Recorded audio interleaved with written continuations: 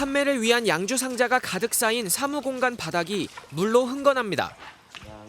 바로 옆 호실도 상황은 마찬가지입니다. 완전 심한데 여기? 헐. 화재가 나지 않았는데도 지식산업센터 사무공간에 설치된 스프링클러가 작동하면서 인근 4개 호실로 물이 넘쳐 흐른 겁니다. 바코드와 라벨지가 물에 젖어 있는 상태고 판매가 될 수 없는 위스키만 3억이 조금 넘습니다. 앞으로 어떻게 해야 되나. 해당 스프링클러는 68도가 넘는 열기가 감지되면 작동하는 제품으로 확인됐습니다. 입주자들은 폭염의 실내 온도가 70도까지 오르기도 한다며 고통을 호소합니다. 외부 창호가 단열이 되지 않는 건축물은 저 또한 처음 경험해 보고요. 발코니 같은 경우에는 실사용할 수 없을 정도의 온도로.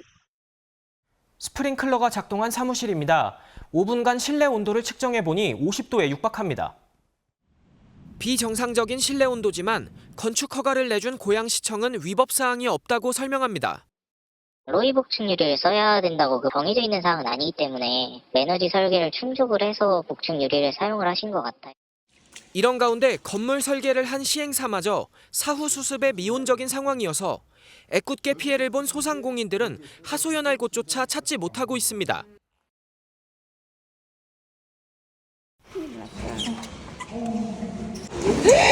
완전 심한데 여기? 헐.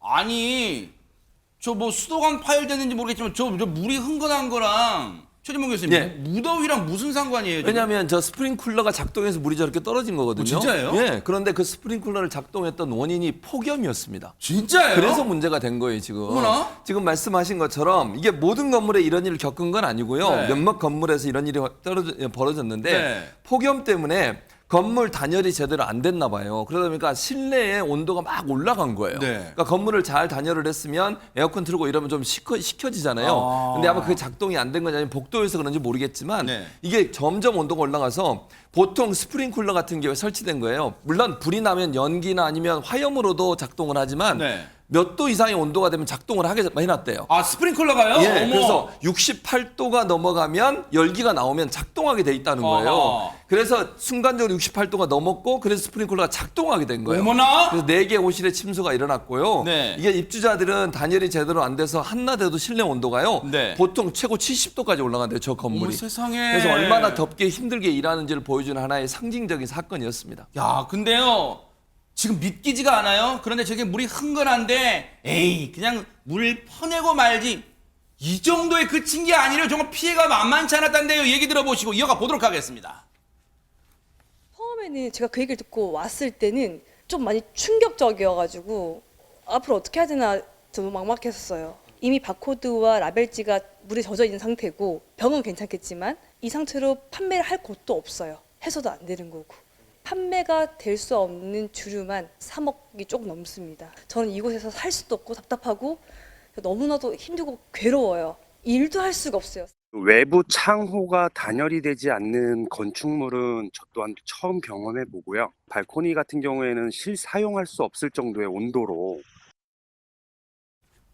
아, 저게 입점해 있는 사무실 같은 경우는 지금 들으신 것처럼 피해 규모가 상당히 큰가 봐요, 지금 허준 변호사님. 네, 지금 보관하고 있는 술, 양주 상자만 피해를 입은 것이 3억 원어치 정도 된다고 어머나, 하는데 어머나. 네. 저게 이제 경기 고양시에 있는 지식산업센터 건물 내에서 벌어진 일이라고 하거든요. 그래요?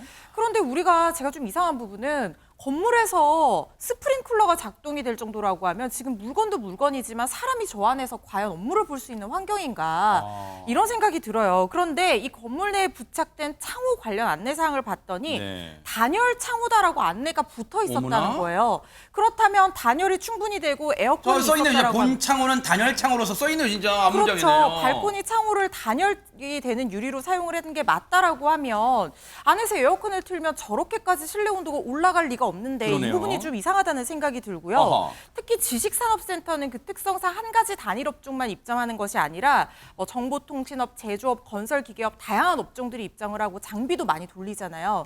그러면 이 장비에서 나오는 열기들이 많이 올라가기 때문에 환기도 잘 돼야 되고 당연히 단열도 잘 돼야 되거든요. 그런데 네. 이 건물 입주자 얘기에 따르면 네. 건물의 창문이 작고요.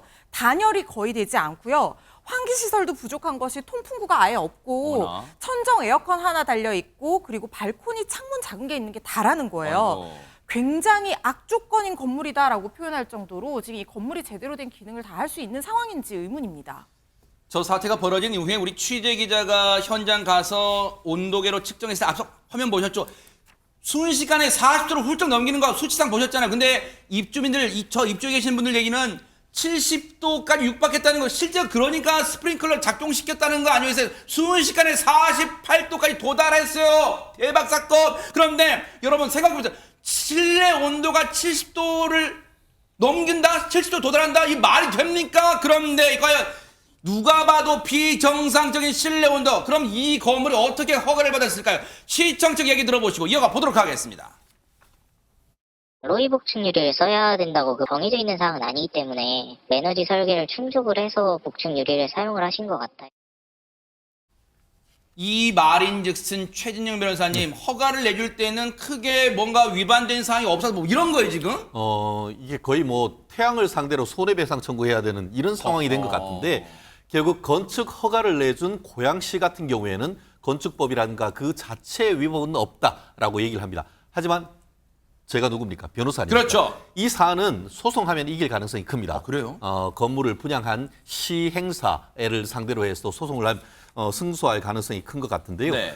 말씀드린 것처럼 이게 쉽게 말하면 지식산업센터는 옛날로 아파트형 공장입니다. 그러면 아파트형 공장을 분양하는 사람으로서는 아파트형 공장을 용도에 따라 사용하고 관리하게 될 임무가 있음에도 불구하고 그래요? 이를 제대로 관리하지 않아서 이와 같은 손해를 입혔다라고 할 경우에는 이 관리 주체를 상대로 손해배상 청구를 할 수가 있고, 제가 봤을 때는 손해배상 청구 소송을 하면 승소 가능성이 높습니다. 네. 근데 보통 이런 케이스 같은 경우에는 네. 시행사 같은 경우에 다 하고 나면은 그 SPC가 없어져 버리고 실제 관리 업체에 돈이 없다 보니까 소송을 해서 승소한다 하더라도 실제로 돈을 받을 가능성이 그리 높지 않은데요.